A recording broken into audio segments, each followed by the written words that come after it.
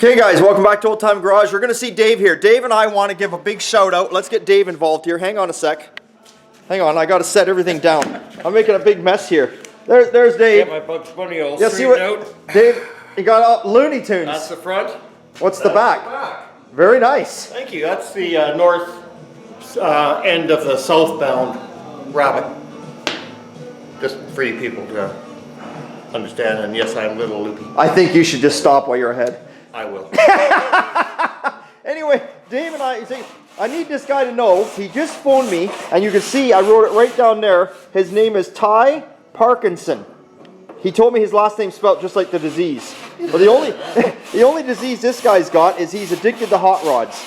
And he's back here in Leduc. Nothing wrong being addicted to hot rods. No, he's back in Leduc, 15 minutes shy of Edmonton there. Edmonton? Edmonton, Looney Tunes. So he's near Alberta, and it's guys like this that make it makes it worth it for us. Amen. Amen. To do these videos. What are you doing there, Dave, right now? Actually, explain what you're doing. Let the people see what you're doing there. Let's give them a tip, because you're doing something they may not understand. First coat of mud after I've beaten up the metal. First coat of mud, okay. And the easiest way to get it fairly straight is just use one of these shredders and just kind of level it off. Now you can see where the super lows are. And you just attack the super low with a little bit. And then after that, you just give it one final skim and block it out, and you're done. There we go.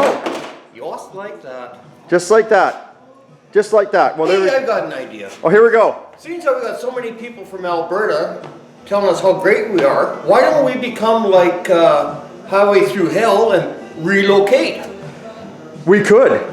Might be a good plan. We could probably, and they're towing a lot of vehicles. They've got real old cars to play with.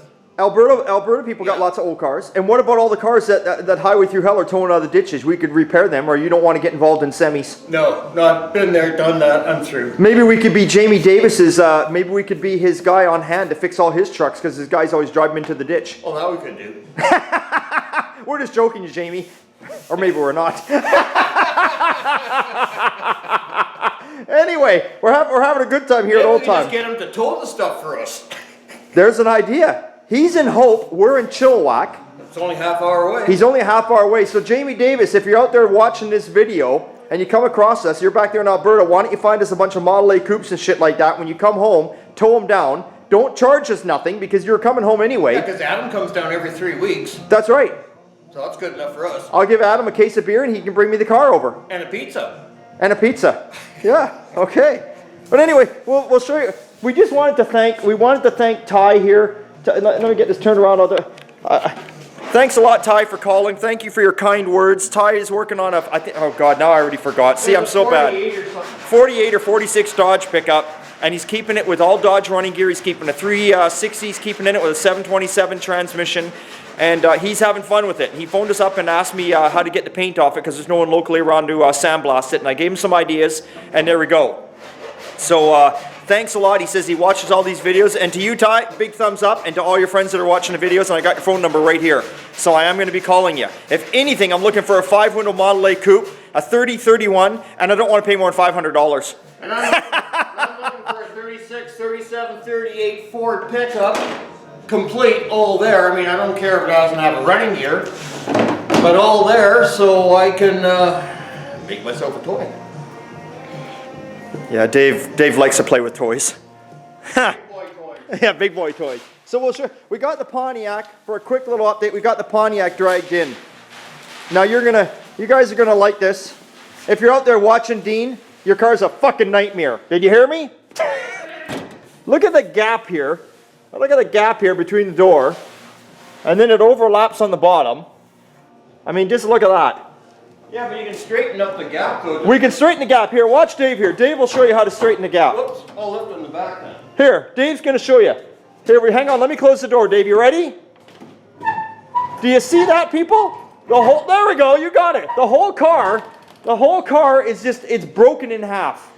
What the fuck are we going to do here? I mean, we got no floors.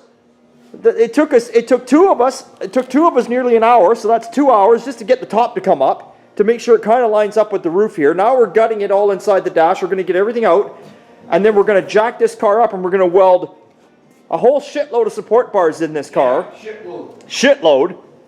We're going to weld support bars everywhere after we try to get everything lined up. So we're not going to be pulling the doors. We're not going to be pulling the top. We're going to leave all that shit on, even the trunk lid. We're going to try and get the door gaps lined up half-ass decent, weld it all up, support it all up, because we got to get the car off the frame. Now, I can't even get the car off the frame, because if you look at this car, underneath here where I'm going to put the hoist, it's okay, it's solid. But if you look at the back of this car, unfortunately my hoist arms don't, you know, they look where they line up. There's nothing here. So all I'm going to do here, because this is all getting cut off anyway, I'm going to scab a piece of angle iron on here, L-shaped angle iron. I'm going to scab it on there somehow, and hopefully it holds it long enough. I'm going to weld it on by me saying scab it on, and hopefully it'll hold it long enough so I can get the hoist up in the air and get this car on a cart.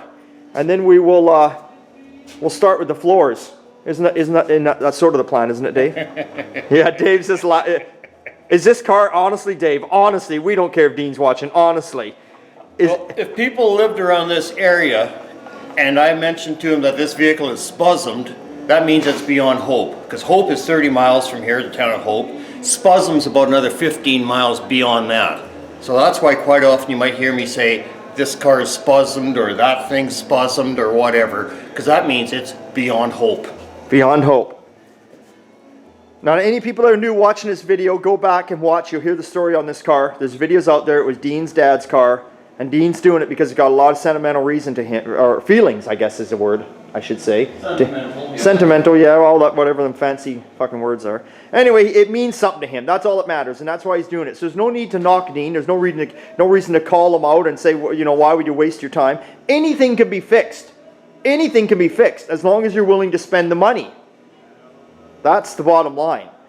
So you can see on this side the same thing. Look at the gap. We're going to go down. We're going to go down. It's crazy. But anyway, you can see I got steering wheel puller on here now. We've removed the windshield. We've taken all the stainless off and all that kind of shit. So we're going to gut the dash. We're trying to gut as much as we can out of here, because once I weld all the support bars in, I'm probably not going to be able to get in there unless I'm crawling around like a monkey. And I'm just getting too old for that kind of shit. You're getting too old. Well, you're young. You were young, and then you got old. And then you're beyond old now, so you're just right back where you were again. You know what I mean? It doesn't matter anymore. Like when you're young, you climb trees and fall and we break things, and it means nothing to us. We're young, we're foolish. And then we get to that age where we don't climb trees anymore or ladders or do that stupid stuff because it hurts. But then we get to a certain age where we're old like you, and when things break, we don't even feel it anymore. So you're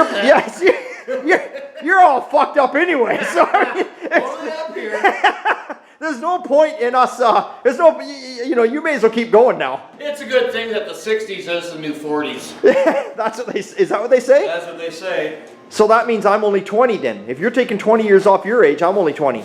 You know, if I was 40 years younger and you were 40 years younger, I'd be beating the shit out of you. Well, that's what Ronnie Gus told me when he was drunk at my Christmas party. When he was drunk last year at my Christmas party, he said if he was 40 years younger, he'd beat me up.